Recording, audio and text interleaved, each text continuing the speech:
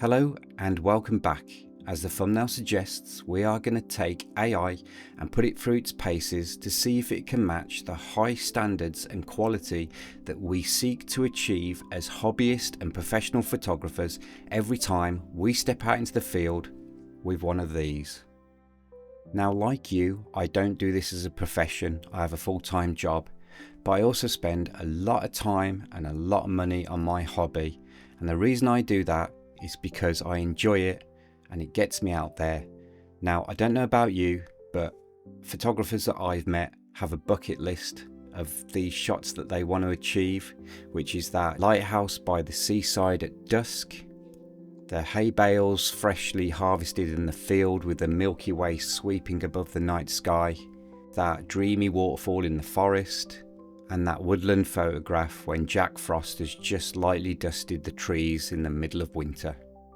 So I'm going to prompt AI because I'm interested to know if it can rival what we can achieve with this, and this.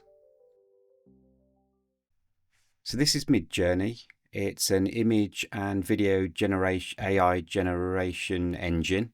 I've just subscribed to it. I've not used it before, but I have done a bit of research and a bit of Googling.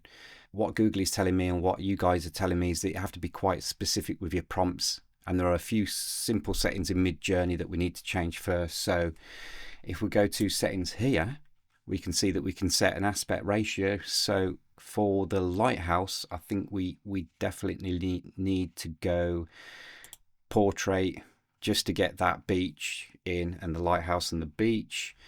And I think we'll go, well, my camera is 3x2. A lot of mirrorless cameras are 3x2. So let's go 3x2. And then let's give this a crack with our prompt. So let's prompt MidJourney to create a 14mm landscape photograph of a lighthouse on stilts in the sea. It is sunset and the waves are lapping on the beach. The sea is smoothed out because we're using a 10-stop ND filter. Let's see how it handles that. Obviously, it hasn't had to set up a tripod. It hasn't had to worry about waiting for the perfect weather conditions for 3 days in a row. It hasn't had to worry about if it's raining. Okay, so it's kind of given me what I asked for. And I asked for a lighthouse in the sea at sunset. Well, I've got the sea and I've got the sunset, but wasn't completely what I had in mind. But what I've got in mind and what a computer's got in mind are obviously going to be two different things. It's got the sunset and it's got the waves lapping on the beach. Has it used a 10-stop neutral density filter? Well, if it had, I think the waves would be a little bit more flatter than that if we're going for a 20 to 30 second exposure. But it's got me a lighthouse on stilts, but I think it's took a bit of the Eiffel Tower and a bit of the top of a lighthouse. Maybe with a little bit more prompting or more specific prompting we'd get there, but that is definitely not going in my portfolio. I think it's photographer 1, AI 0. Okay, so the next photograph I have on my bucket list to get is that classic photo of hay bales in a field at night with the Milky Way Core just rising up above in the night sky. Create a wide-angle photograph showing a harvested field at night with hay bales and the Milky Way Core in the night sky.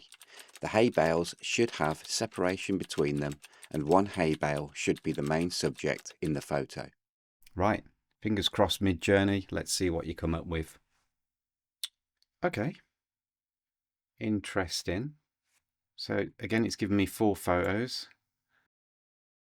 It's got a hay bale as a main subject and it's got separation between the hay bales. Maybe that's luck, but if I'm a photographer standing in the field, I would have preferred to get really close as I can to this hay bale with maybe 14mm. Maybe that's a bit too wide. Again, everything's in focus from front to back, but the problem I have with this, it's a genuine problem photographers have anyway, there's a lot of light pollution there on the horizon.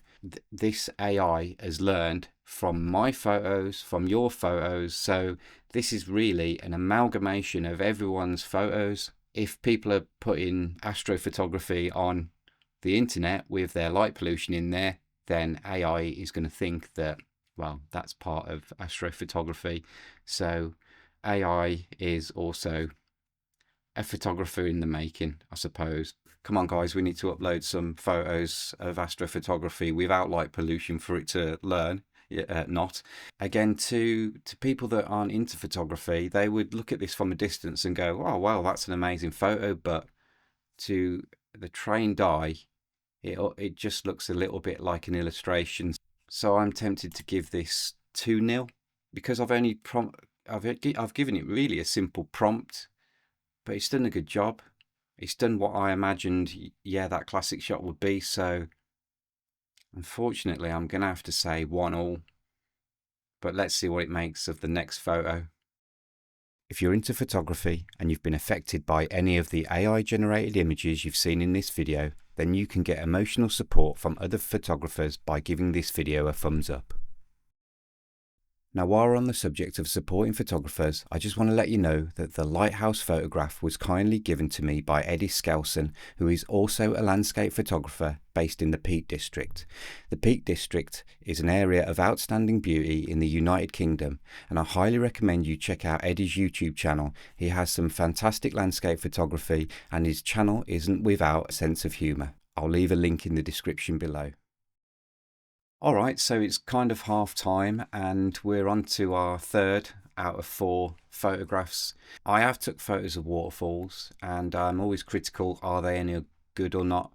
But I think you know what I mean when I say that classic fairy tale like dreamy photograph of a waterfall with the water coming down the tiers and that sense of depth, and we're using a CPL filter to get rid of the reflections so that we can see the detail in the pools of water in front of us. And also we've used a bit of a long exposure, a second, 2 seconds, just to smooth out that water. You all know what I'm talking about, right? So let's prompt MidJourney to see if we can get the same results. Create a landscape photograph of a waterfall in Wales. There's some beautiful waterfalls in Wales in the United Kingdom if you ever get the chance to visit. Showing the water falling in tiers, and the foreground shows pools with details in them as we used a CPL filter. CPL filter or polarizer to get rid of the reflections on the surface of the water so we can see into those pools and see the lovely rocks and whatever's inside the rock pools. We are also using an ND filter to create a long exposure and smooth out the waterfall. There shouldn't be any sky in the image.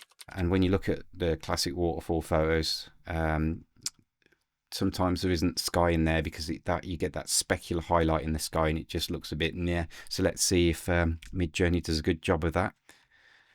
So I'm not too sure if I'm just describing what I'm doing as a photographer or actually need to describe the image itself, but let's see what it produces. Okay, so it's done what I've asked for. Hasn't done a bad job. I don't think any of these would make it into my portfolio, to be fair with you.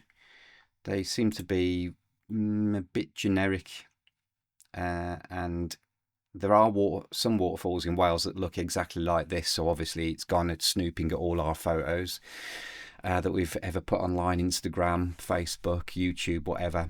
And the classic photograph to me would have the tiers of water cascading down the rocks, a bit like this one, but again, I would be down low with the river or the lake right down in the foreground, and then I'd have the tiers of the waterfall going away in the distance, and I'd have that would be my leading line dragging the viewer into the photo.